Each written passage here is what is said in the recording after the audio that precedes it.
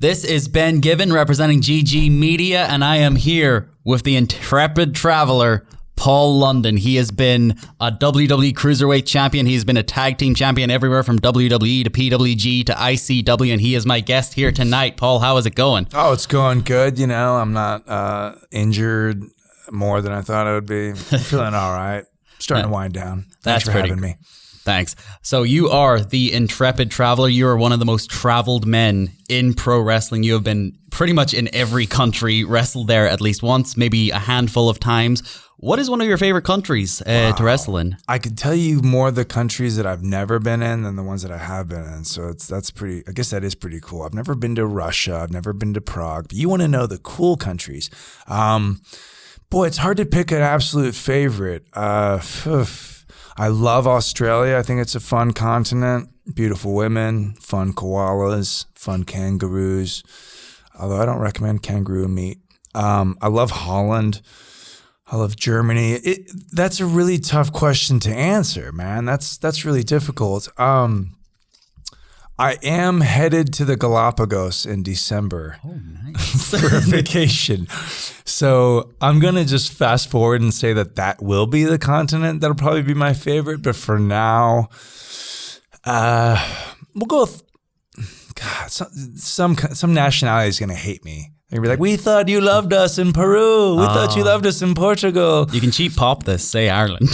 Then that's the thing. If I don't say Ireland, I'm really on the spot here, right? So today, my favorite continent and country is definitely Ireland. I think, everyone's been a real joy. It had been over 10 years since I had been here. Wow. So this was the first time I had returned to this beautiful place in over a decade.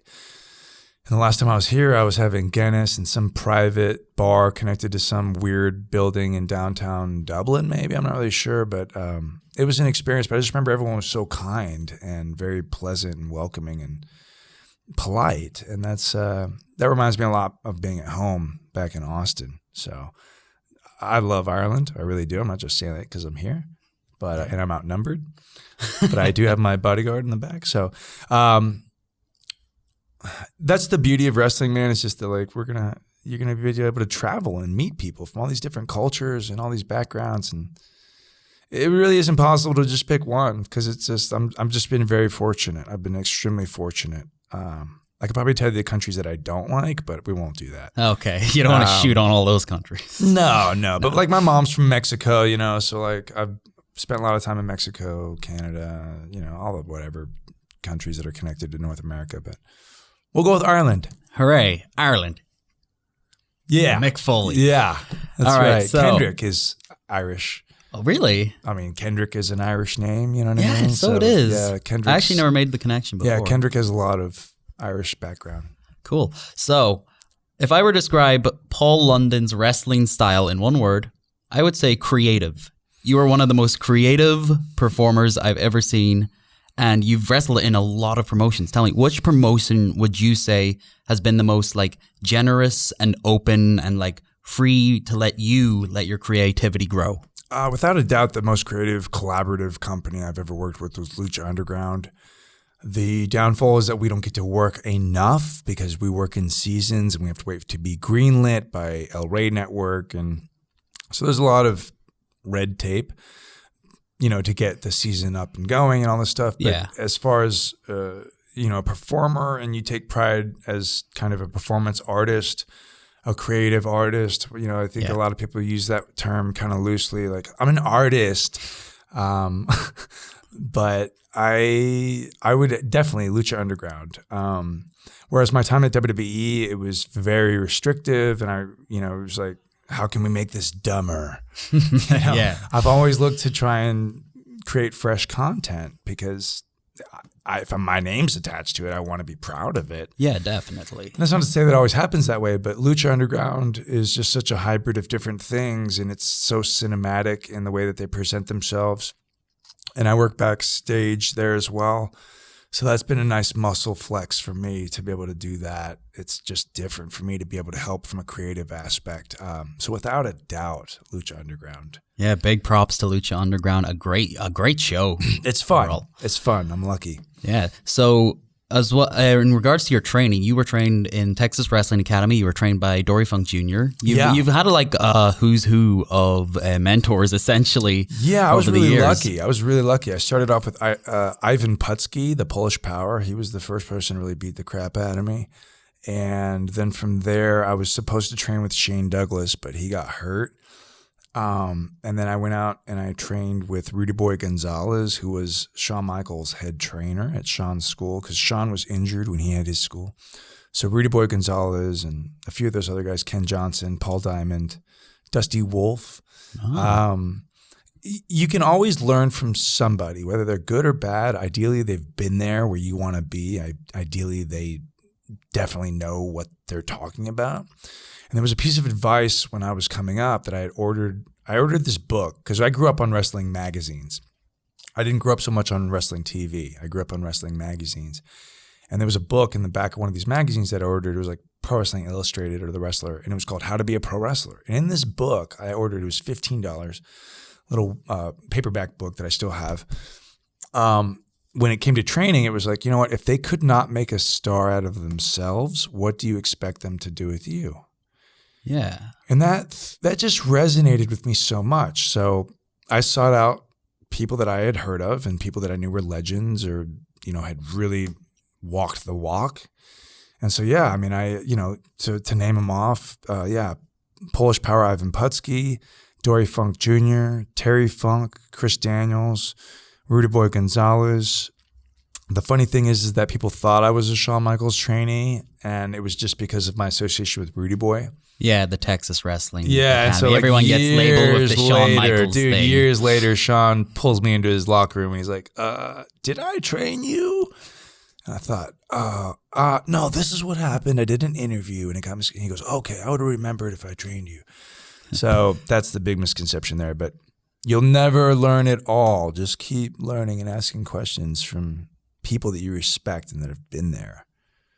Well, in your early career, you were basically one of the forefathers of the modern American independence. You made your name in very early Ring of Honor. I feel like I should apologize for that. Oh dear. No, I'm kidding. Oops. How do you feel seeing the new indie boom, as it were, as the 2010s over the last 3, 4, 5 years?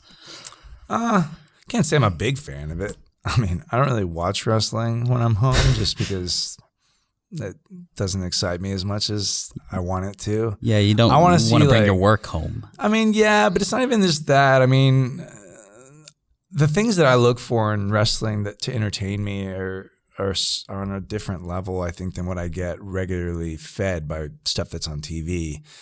I think a lot of wrestling that I see, especially TV wrestling, a lot of it's just not executed very well, in my opinion, because for whatever reason, the climate of wrestling nowadays, you have to be a part of this climate. The things have to kind of go the way that this climate is in wrestling. And that stuff makes me sick. I'd rather spit all that out and just kind of do my own thing, because then that way I'm just going to kind of keep dictating the pace as opposed to trying to live up to all these ridiculous acrobatics and car crashes and all this crap that really doesn't entertain me. If anything, I get hurt more, if I'm trying to acclimate to the current style. So I'm flattered when, guys are like, oh, I used to watch you when I was 7 or something. It made me feel old. But, it's flattering to know that you influenced people, but you would hope that those influences lead to progression, not stunting. Yeah. Meaning, let's not stunt the business and keep it dumbed down to a certain degree, but let's try to elevate this thing. That's what the opportunity, I think, with it being so popular now. Guys would rather be liked and get on social media and be loved and defy kayfabe or defy storytelling for the sake of being liked. And that disgusts me. So social media and wrestling is poison, in my opinion. I can't really argue with that one. We've got a lot of social media. I mean, it's a controversies great tool in Ireland for promoting. Yeah. And promoting. But if you're going to sit there and pull the curtain back, please don't. You're making this crap for everybody. You're making it harder for everybody. You're giving the tricks. It's just, you know what I mean? Like, we need to maintain the aura of the excitement, of the illusion, or whatever you want to call it. But too many people would rather just be liked in real life and not commit to storytelling and being performers. Yeah, it's hard to say no to that. You see it everywhere. I'm gonna kill you. I love you. Thank you for the match. Yeah, that's a pet peeve of mine on social media.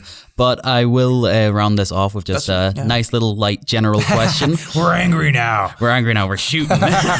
But no, this is going to be just a little general question. Sure. Any title, any promotion, any time period, you're not limited or restrained by anything. What belt would you have ever liked or will like, if it still exists, to have a run with? An Academy Award as an actor. Yeah. There's not a single wrestling title Is that recognized by the NWA, or? I don't really give a damn. Those hillbillies can stay in Tennessee for all I care. I mean, my sights are set on an Academy Award, so that's kind of the biggest title there is. Damn, yeah. Sorry.